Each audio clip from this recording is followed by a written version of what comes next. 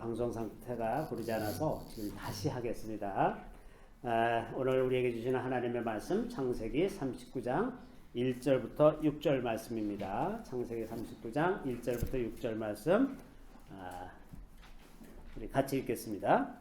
요셉이 이끌려 애굽에 내려가매 바로의 신하 친위대장 애굽 사람 보디발이 그리로 데려간 이스마엘 사람의 손에서 요셉을 살리라. 여호와께서 요셉과 함께 하심으로 그가 형통한 자가 되어 그의 주인 애굽 사람의 집에 있으니 그의 주인이 여호와께서 그와 함께 하심을 보며 또 여호와께서 그의 범사에 형통하게 하심을 보았더라. 요셉이 그의 주인에게 은혜를 입어 섬기매 그가 요셉을 가정 총무로 삼고 자기의 소유를 다 그의 손에 위탁하니 그가 요셉에게 자기의 집과 그의 모든 소유물을 주관하게 한 때부터 여호와께서 요셉을 위하여 그 애굽 사람의 집에 복을 내리심으로 여호와의 복이 그의 집과 밭에 있는 모든 소유에 미친지라. 주인이 그의 소유를 다 요셉의 손에 위탁하고 자기가 먹는 음식 외에는 간섭하지 아니하였더라. 요셉은 용모가 뛰어나고 아름다웠더라. 아멘.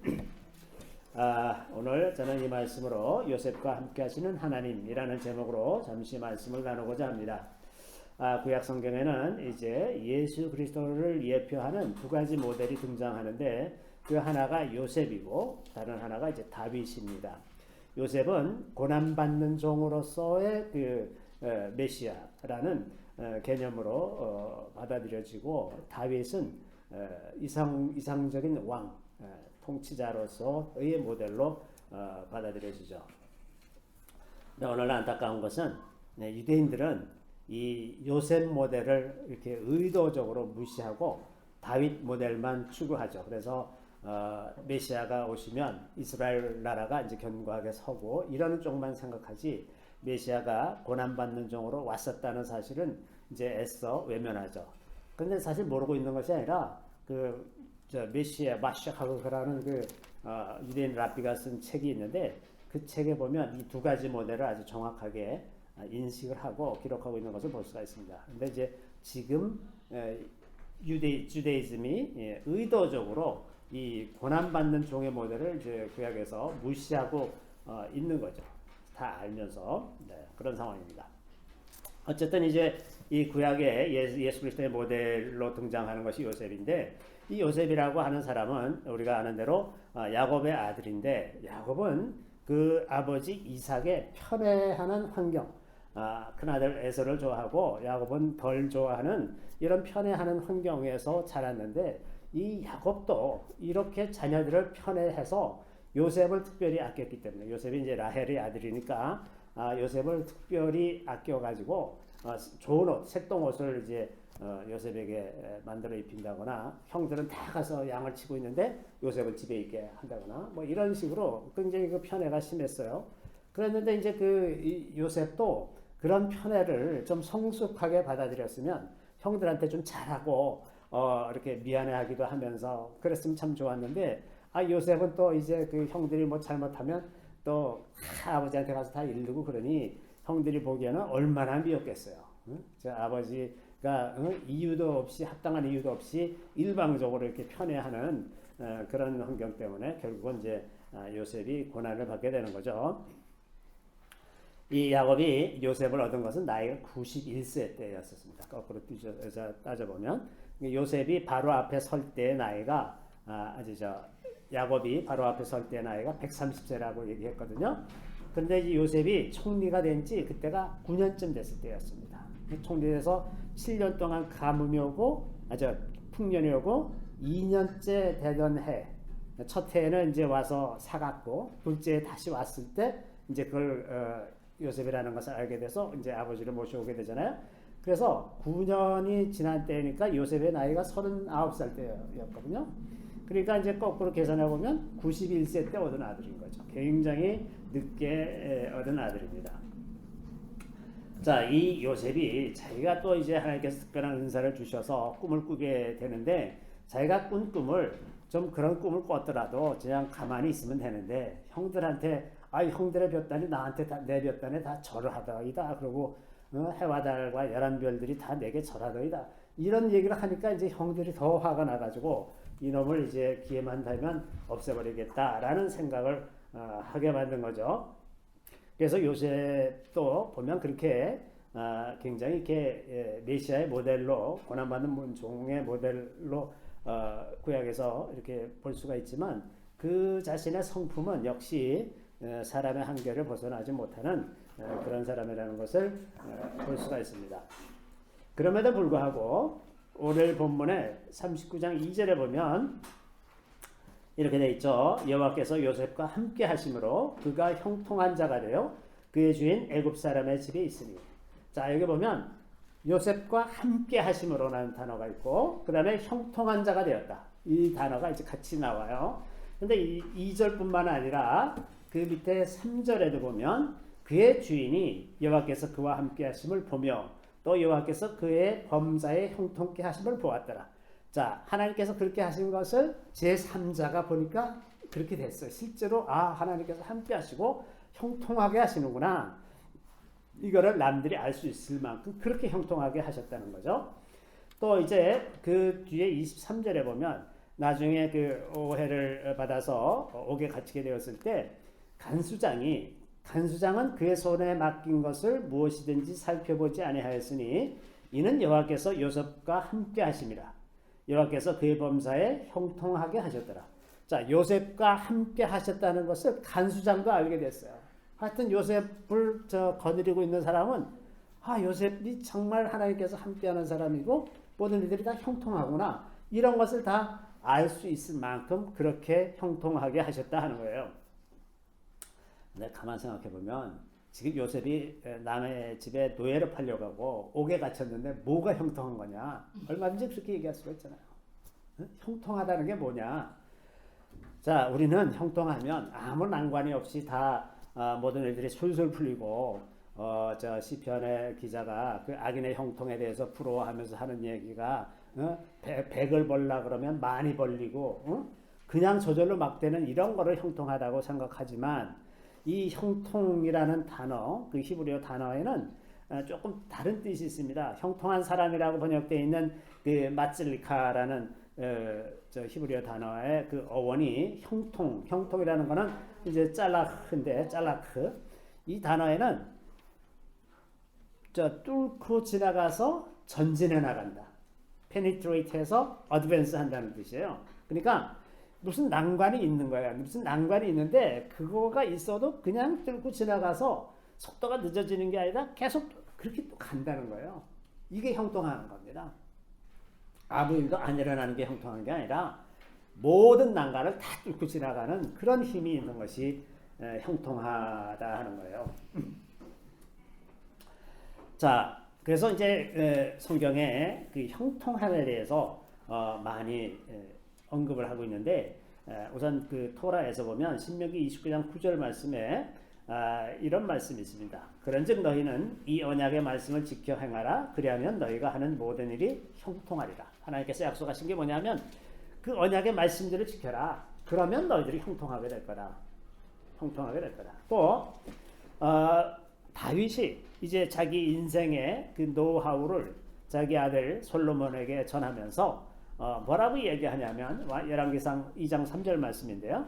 네 하나님 여호와의 명령을 지켜 그 길로 행하여 그 법률과 계명과 율례와 증거를 모세의 율법에 기록된 대로 지키라. 그리하면 내가 무엇을 하든지 어디로 가든지 형통할지라. 제가 신명기 29장 9절 말씀은 하나님께서 하신 말씀이에요. 그런데 지금 읽은 말씀 열왕기상 2장 3절의 말씀은 다윗이 그 말씀대로 살아보니까 진짜 그렇더라. 이렇게 얘기하는 거죠. 이게 좀 다른 거죠. 하나님께서 하신 말씀대로 다윗이 살아보니까 그 말이 맞다. 이렇게 살면 내가 형통하다. 이것을 이제 다윗이 깨닫고 인생의 노하우로 자기 아들에게 전해주는 거죠. 오랜 세월이 지나서 이제 이스라엘 사회가 크게 부패하고 이제 멸망의 징조들이 이렇게 나타나고 그럴 때 이사야를 통해서 주님께서 하시는 말씀이 이사야 55장 11절 말씀에 기록되어 있는데 이 말씀이 이렇게 되어 있습니다. 내 입에서 나가는 말도 이와 같이 헛되이 내게로 되돌아오지 아니하고 나의 기뻐하는 뜻을 이루며 내가 보낸 일에 형통함이니라. 하나님의 말씀대로 다 이루어져서 형통하게 될 것이라고 거듭 주님께서 약속하시고 반복하시는 겁니다. 이러한 반복이 우리한테 필요한 것은 사람들은 종종 자기네가 너무 부패하고 타락했기 때문에 더 이상 하나님께서는 우리를 사랑하지 않으실 거다, 하나님께서 우리를 버리셨을 것이다 라고 하는 생각에 스스로 빠져들지 않습니까? 그래서 스스로 위축돼서 하나님으로부터 멀어지고 있는 그런 때에 이런 선지자들을 통해서 그렇지 않다, 나는 아직도 너희들을 사랑하고 너희들이 계속해서 내 말씀에 거하기만 하면 다시 형통하게 될 거다 라는 약속을 계속해서 반복을 해주시는 거죠. 그리고 이렇게 의인들, 하나님을 경외하는 사람들이 그 말씀대로 살면 하나님께서 형통하게 해주신다는 아주 분명한 약속이 있습니다. 반면에 악인이 형통한 것은 그 하나님께서 형통하게 하는 것과 다르죠. 시편 73편에 있는 말씀처럼 악인의 형통은 그 패망이 급작하게 임하는 그러한 형통입니다. 어느 날 갑자기 멸망할 수 있는 형통이에요. 그래서 그 악인의 형통을 부러워하지 말아라. 잠언 24장 19절 말씀에 보면 너는 행악자들로 말미암아 분을 품지 말며 악인의 형통함을 부러워하지 말라. 이렇게 말씀하시죠. 자, 우리가 요셉의 삶, 요셉의 그 형통한 삶에 대해서 몇 가지 특징을 조금 더 생각해 보고자 합니다. 첫 번째는 하나님께서 보호해 주신다는 거예요. 하나님께서 요셉을 늘 보호해 주셨다는 것을 볼 수가 있습니다. 요셉의 형들이 요셉을 죽이려고 할 때 그 형제들 중에 르우벤과 유다의 그 마음을 이렇게 움직여 가지고 요셉을 죽이지 않고 팔아먹게 만들죠. 맨 처음에 죽이려고 했더니 르우벤이 뭐 그럴 것까지야 있냐, 저 구덩이에 갖다가 가다 넣자. 그래서 이제 마른 구덩이에 가다 넣었는데 유다가 딱 보니까 저 멀리서 이스마엘 상인들이 온단 말이죠. 그때 탁 아이디어가 났어요. 저기 있으면 그냥 죽을 텐데 팔아버리자. 뭐하러 죽이냐, 돈이라도 좀 벌자. 그렇게 하고 이제 은 20에 팔았어요. 보통 이제 노예 값이 성경에서 은 30입니다. 30.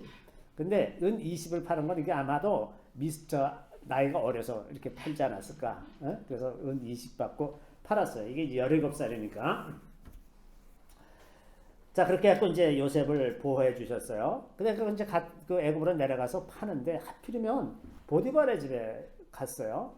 그런데 거기서 보디발의 신임을 얻어서 아주 평안하게 살도록 다 조건을 만들어 주셨습니다. 비록 신부는 노예지만 그러나 그 집에서 마치 거의 주인하고 비슷한 행세를 할 정도로 이제 형통하게 하셨어요. 또 보디발의 아내가 요셉을 유혹하려고 할 때 거기에 넘어가지 않도록 보호해 주셨습니다. 그 열혈 청년이 이런 유혹을 이기기가 참 쉽지 않았을 텐데 하나님께서 지켜주셨다고 볼 수가 있습니다. 그러니까 17살에 팔려가서 30살에 총리가 될 때까지 13년이라는 세월이지 않습니까? 여기서 이제 구체적으로 보디발의 집에서 몇 년 있었고 감옥에서 몇 년 있었는지 정확하게 알 수는 없지만 상당히 오랜 기간을 이 보디발의 집에서 보내지 않았을까. 그리고 이제 감옥에서도 또 몇 년을 이렇게 지냈겠죠. 또 옥에 갇혔을 때도 간수장에게 호의를 얻어서 모든 사물을 간수장이 다 요셉에게 맡길 정도로, 이건 뭐 간수쯤 되는 거죠. 간수장은 아니지만 이렇게 하나님께서 주변 사람들을 통해서 늘 요셉을 보호하셨다는 것을 알 수가 있습니다. 그러니까 하나님의 보호가 하나님의 백성들에게 있다는 거예요. 하나님이 우리를 보호하신다는 겁니다. 두 번째는 하나님께서 언제나 기회를 주신다는 겁니다. 기회.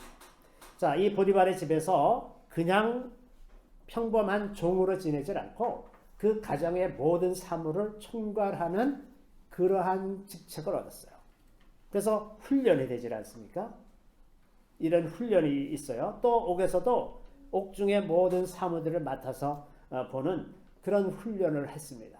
이런 기회들은 참으로 귀한 기회예요. 이제 왜냐하면 이 요셉이 총리가 돼서 나라를 다스리려면 그 다스리는 훈련을 할 기회가 있어야 되지 않습니까?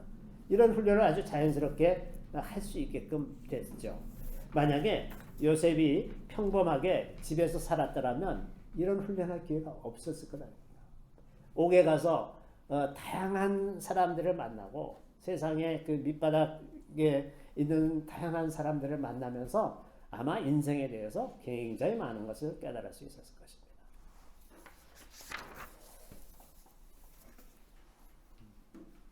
자, 이런 훈련을 통해서 이제 리더십이 형성되고 다른 사람들을 이제 배려하고 지혜롭게 말하는 이런 것들을 이제 배웠을 것이라는 생각이 들죠.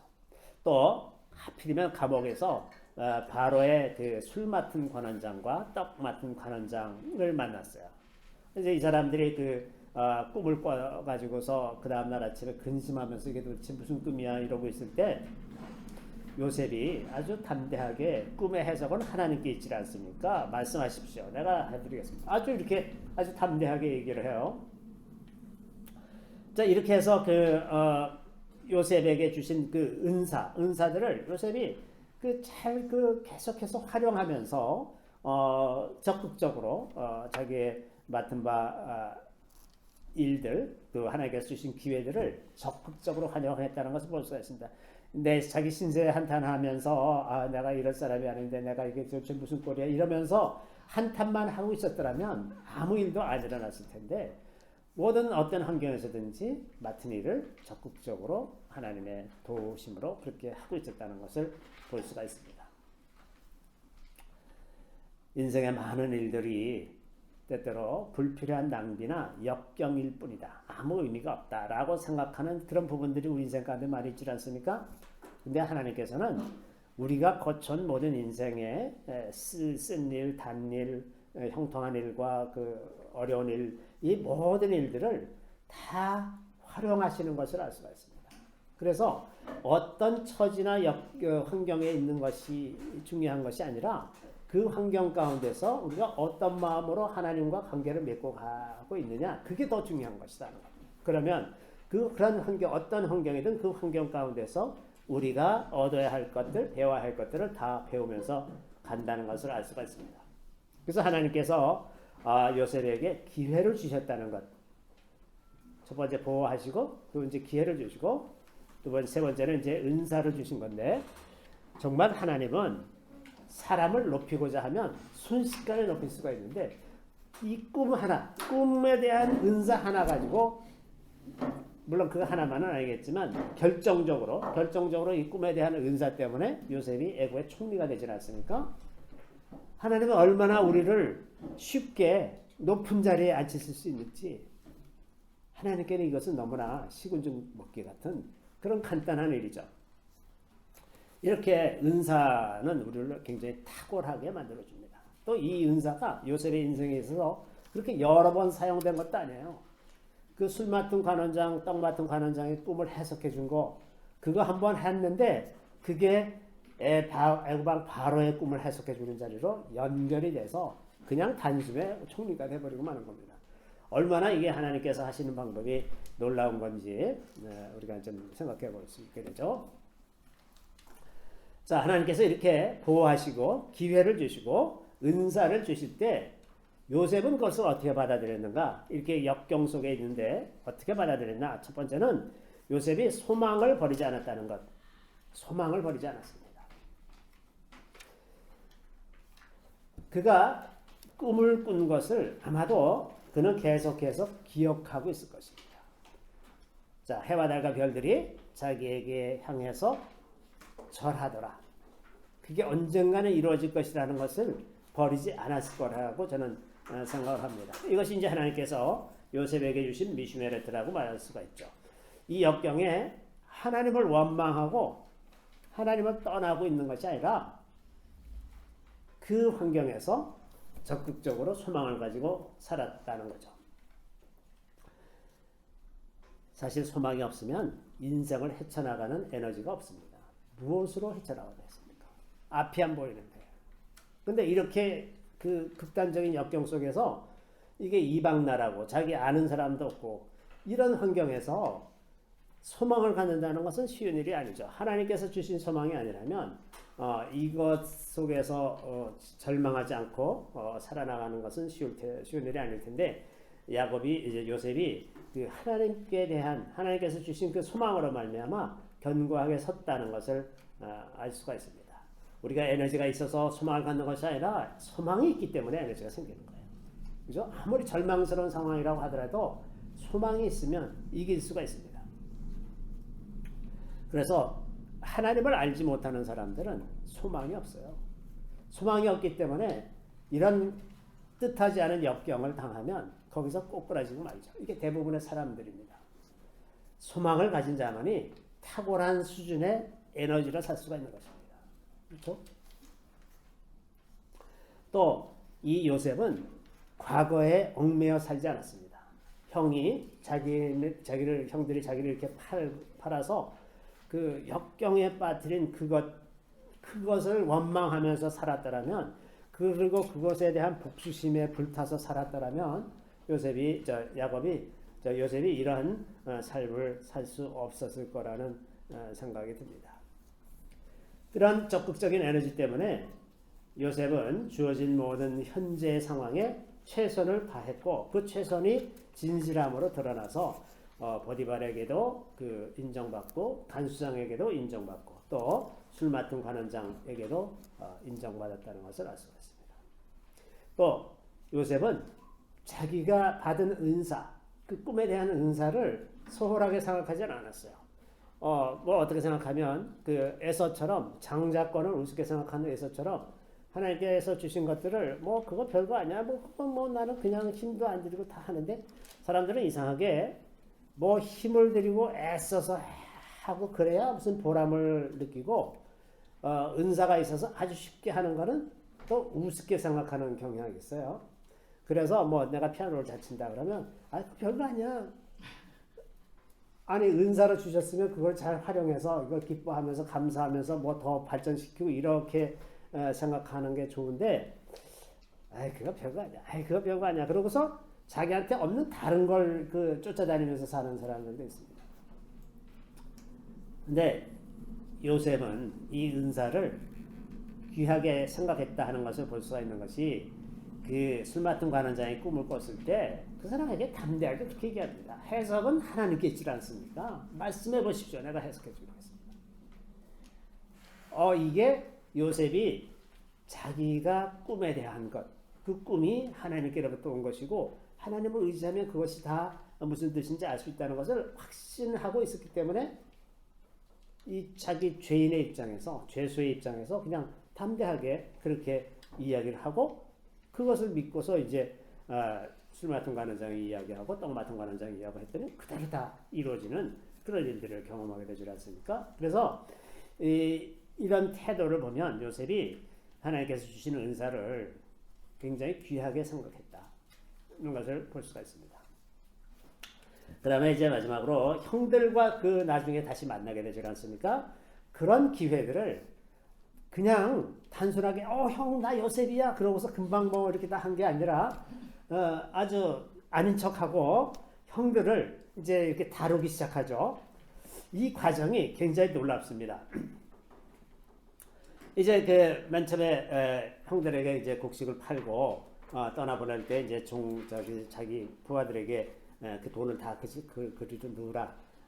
그러고서는 이제 보냈다가 나중에 이제 그 전에 이제 대화하는 과정에서 니네 다음에 니네가 정탐꾼이 아닌지 너희들의 말이 진실한지 아닌지를 보려면 너희 동생, 집에 있는 동생, 그 동생을 데리고 와라. 이제 베냐민이거든요. 자기하고 같은 어머니를 나누고 있는 동생이죠. 베냐민을 데려와라. 그랬는데 이제 야곱이 베냐민을 또 얼마나 총애를 하는지, 라헬이 아들이니까 그런 걸 아니까 형제들이 이제 괴로워졌어요. 이걸 데리고 오라 그러는 것이. 그래서 그렇게 이제 그들 가운데 요셉이 자기네들이 하는 말을 못 알아듣는 줄로 생각하고 자기네들끼리 막 할 때, 창세기 42장 21절 22절에 보면 형제들이 이렇게 얘기합니다. 그들이 서로 말하되 우리가 아우의 일로 말미암아 범죄하였도다. 그가 우리에게 애걸할 때 그 마음의 괴로움을 보고도 듣지 아니하였으므로 이 괴로움이 우리에게 임하리라. 형제들이 비로소 이제 회개하기 시작한 거예요. 그 마음의 진실함을 토로하기 시작합니다. 22절에 보면 르우벤이 그들에게 대답하여 이르되 내가 너희에게 그 아이에 대하여 죄를 짓지 말라고 하지 아니하였더냐. 이제 막 형제들끼리 이제 그 옛날 일들을 다시 생각하면서 막 이제 이야기를 하는 거죠. 그래도 너희가 듣지 아니하였느니라. 그러므로 그의 핏값을 치르게 되었다. 그래서 우리가 고생하는 거다. 우리가 그때 정말 잘못해서 이렇게 된 거다. 그랬더니 이제 시몬을 가두고 돈을 다시 각자 자루에 넣어서 보냈죠. 그러고선 다음에 올 때 베냐민을 데려오지 않으면 너희들은 간첩이다. 이제 이렇게 얘기를 했어요. 그래서 이제 식량을 가지고 갔는데 식량이 다 떨어졌습니다. 다 떨어져서 다시 사러 가야 되는데 그 아버지한테 베냐민을 데려가야 됩니다. 그러니까 이제 야곱이 이제 죽겠는 거예요. 아니 시몬도 잡혀가고 또 요셉은 짐승한테 물려서 죽었고 그러면 또 이제 베냐민까지 데려가면 내 세 아들을 가져가면 난 도대체 이건 인생이 뭐냐. 그래서 아주 너무나 그 마음이 괴로워서 42장 36절에 보면 그들의 아버지 야곱이 그들에게 이르되 너희가 나에게 내 자식들을 잃게 하도다.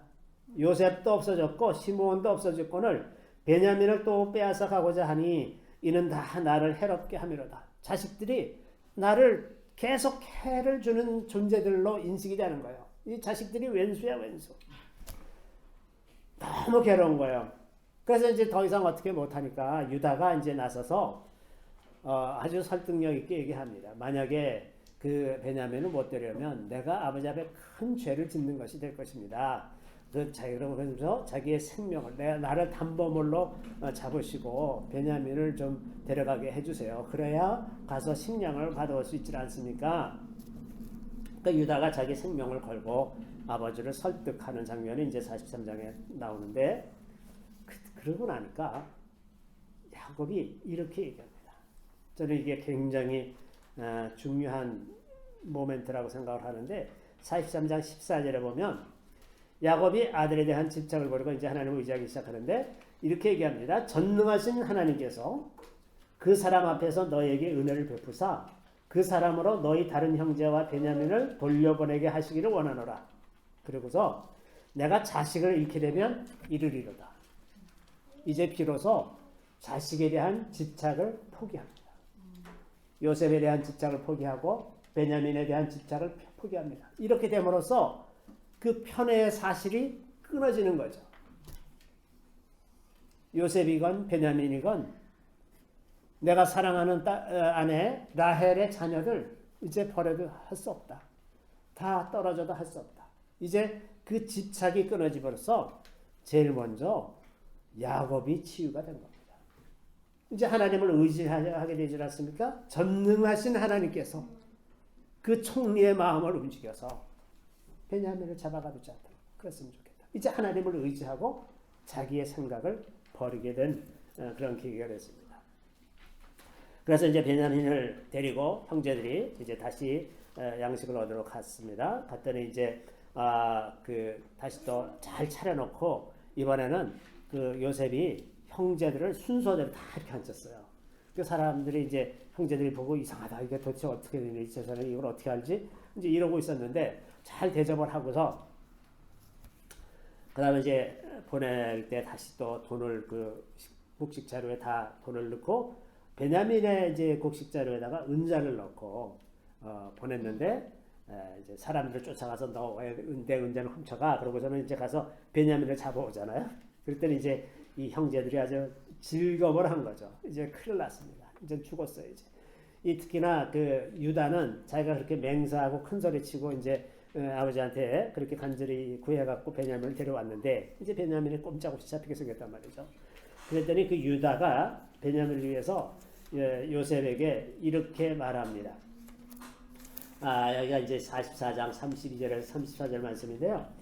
주의 종이 내 아버지에게 아이를 담보하기를 내가 이를 아버지께로 데리고 돌아오지 아니하면 영영히 아버지께 죄짐을 지리이다 하였사오니 이제 주의 종으로 그 아이를 대신하여 머물러 있어 내 주의 종이 되게 하시고 그 아이는 그의 형제들과 함께 올려보내소서.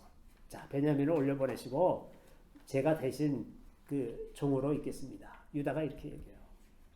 그 형제를 팔던 사람들이 그런 형제들이 다 내가 차라리 종이 되겠다. 이렇게 나서는 사람들이 됐어요. 그 아이가 나와 함께 가지 않으면 내가 어찌 내 아버지에게로 올라갈 수 있으리까 두렵건대 제 해가 내 아버지에게 미침을 보리이다. 이제 얼마나 효도하는 아들이 됐는지 몰라. 그 요셉을 편애하고 이러는 것 때문에 아버지에 대한 원망도 많았을 텐데 이 유다가 얼마나 절절하게 그 아버지를 위해서 이렇게 구하는지 모릅니다. 이렇게 이런 과정을 통해서 놀랍게도 형제들이 다 회복이 되고 그 형제 간의 우애도 회복되고 아버지 야곱도 믿음을 회복하고 그렇게 됐죠. 만약에 요셉이 그냥 단박에 형들 나 요셉이야 맨 처음부터 이랬더라면 이러한 치료는 일어나지 않았을 것입니다. 근데 이것을 굉장히 지혜롭게 활용했어요. 이것은 무슨 뭐 보복하고 그러는 과정도 아니잖아요. 무슨 곡식 사러 왔는데 돈을 다시 다 넣어주고 뭐 두 번째 왔을 때 베냐민을 보고 나서는 너무 눈물이 푹 받쳐가지고 나가서 막 엉엉 울고서 얼마나 크게 막 우는지 사람들한테 다 들릴 정도로 울고 그리고 다시 또 눈물 닦고 들어와서 또 얘기하고 요셉의 마음이 형들에 대한 원망이나 이런 것보다는 이런 기회를 활용해서 모든 관계를 회복하는 그 놀라운 지혜를 가졌던 것을 볼 수가 있습니다. 나중에 이제 그 형들에게 이렇게 얘기하죠. 45장 5절부터 8절 말씀인데요. 당신들이 나를 이곳에 팔았다고 해서 근심하지 마소서. 한탄하지 마소서. 하나님이 생명을 구원하시려고 나를 당신들보다 먼저 보내셨나이다. 이 땅에 2년 동안 흉년이 들었으나 아직 5년은 밭갈이도 못하고 추수도 못할지라. 하나님이 큰 구원으로 당신들의 생명을 보존하고 당신들의 후손을 세상에 두시려고 나를 당신들보다 먼저 보내셨으니 그런즉 나를 이리로 보낸 이는 당신들이 아니요 하나님이시라. 하나님이 나를 바로에게 아버지로 삼으시고 그 온 집의 주로 삼으시며 애굽 온 땅의 통치자로 삼으셨나이다. 당신들이 나를 애굽으로 판 것이 아니라 하나님께서 이렇게 하신 거다. 그러니까 걱정하지 말아라. 이렇게 얘기하죠. 다시 말해서 자기가 살아온 인생을 하나님의 관점에서 볼 수 있다는 겁니다. 지금 요셉이. 그렇기 때문에 이 모든 상황을 다 이제 이해를 하고 그래서 이 지난 날들의 고난이 그것이 그 어떤 뭐 형들의 잘못이고 이런 그 생각에서 벗어나서 하나님의 관점에서 보는 그런 눈을 가지게 되었다고 하는 거죠. 정말 놀라운 일입니다. 이게 이제 그러니까 팔려간 지 거의 한 20년, 22년 정도 지난 이럴 때였을 텐데 그동안에 이렇게 그 요셉이 성숙해질 수 있었던 것은 그런 역경 속에서도 하나님께 대한 소망을 잃지 않고 견고하게 하나님을 신뢰하면서 살아서 그렇게 됐다. 이거 볼 수가 있습니다. 자, 이런 분명한 스토리에도 불구하고 우리는 종종 하나님께서 우리와 함께 하시고 우리를 형통하게 하신다는 것을 확신하지 못하는 때가 많이 있습니다. 그렇게 되는 확신을 못하게 되는 그런 몇 가지 대표적인 것들을 좀 말씀드리면 첫 번째는 우리가 어떤 공적에 따라서 우리가 한 업적에 따라서 하나님께서 우리를 좋아하실 거다 혹은 좋아하지 않으실 것이다 라고 하는 이러한 사고방식 이게 이제 아주 결정적으로 우리를 흔들리게 만드는 요소가 됩니다. 내가 좀 잘하고 있다고 생각될 때에는 마음이 편했다가 뭐 좀 잘 못하고 있을 때 생각하면 하나님 앞에서 스스로 위축되고 하나님이 나를 싫어하실 것 같고 무슨 조금 좋지 않은 일이 생기면 이게 내가 이래서 그래 내가 잘못해서 그래 이런 그 자책감이 생기고 이래서 하나님을 온전히 신뢰하지 못하게 만드는 그 요소가 자기가 한 업적을 자꾸 생각하게 하는 거예요. 네가 그렇게 그리고 사탄이 그걸 이용해서 야 네가 그런데 하나님이 너를 좋아하실 리가 있냐 이런 말을 계속하는 거죠. 응? 내가 그렇게 죄를 짓고 내가 그렇게 하나님에 대해서 성의도 없고 너 이렇게 착한 일도 못하고 그런데 내가 하나님 앞에서 네가 뭐겠냐 이렇게 사탄이 참소하는 것 그것을 이겨내지 못하는 수가 많습니다. 그래서 이 공적에 따라서 생각하는 습관을 버려야 하는 겁니다. 하나님은 그런 분이 아니에요. 하나님은 자기 백성으로 삼은 사람들을 끝까지 하나님께서 보호하시고 기회를 주시고 은사를 주시고 이끄시는 분이라 하는 겁니다. 그래서 우리가 죄책감에서 해방돼야 됩니다. 죄책감. 이 죄책감은 성령으로부터 오는 것이 아니라 그 사탄이 주는 것입니다. 성령께서 하시는 일을, 우리가 죄를 졌을 때 성령께서 하시는 일은 죄에 대해서 생각나게 하는 거예요. 그런데 하나님이 우리의 모든 죄를 드러내시는 분이시냐? 아닙니다. 하나님과의 관계에 결정적으로 방해가 되고 간섭이 되는 그런 죄들을 기억나게 하시지. 만약에 하나님께서 우리의 모든 죄를 다 드러나게 하시면 그 견딜 수 있는 사람이 아무도 없을 겁니다.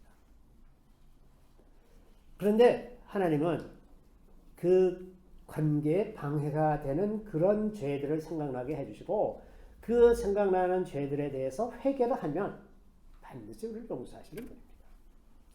그래서 죄책감은 만약에 죄에 대한 인식이 생기면 회개하면 되는 것이고 죄책감은 하나님께로부터 오는 것이 아니다 하는 겁니다. 자, 그 다음에 세 번째는 마음의 태도. 마음의 태도가 이제 항상 문제입니다. 하나님에 대해서 우리가 좀 더 많이 헌신할 수도 있고 적게 헌신할 수도 있고 그것은 각자가 마음에 정하는 대로 하는 거예요. 그런데 그것을 할 때 다른 사람과 비교해서 저 사람이 저만큼 하니까 나는 이 정도 하면 되겠다. 이런 마음이 아니라 적게 하든 많이 하든 그것에 대해서 전심을 하는 것이 필요합니다. 그러니까 적게 해도 당당하게 하고 많이 해도 당당하게 하고 하나님 앞에서 이런 태도, 이 전심으로 하는 태도가 사람을 자유하게 만듭니다. 이 전심으로 하지 않으면 늘 마음에 찜찜한 구석이 있어가지고 그것을 이제 사탄이 이용해서 자꾸 참소하게 마련해요. 그래서 무슨 일을 하든 하나님 앞에서 크게 헌신하든 작게 헌신하든 그 양은 중요한 게 아니고 자기 마음에 따라서 전심으로 하는 것, 그것이 더 중요합니다. 그 진실함이죠. 진실함으로 하는 것입니다. 자, 그래서 우리가 이런 하나님의 신실하심과 그 선하심 그리고 하나님의 능력 그것을 믿고 믿음으로 계속해서 전진해 나가는 것, 그것이 하나님께서 우리에게 원하시는 성장의 과정입니다.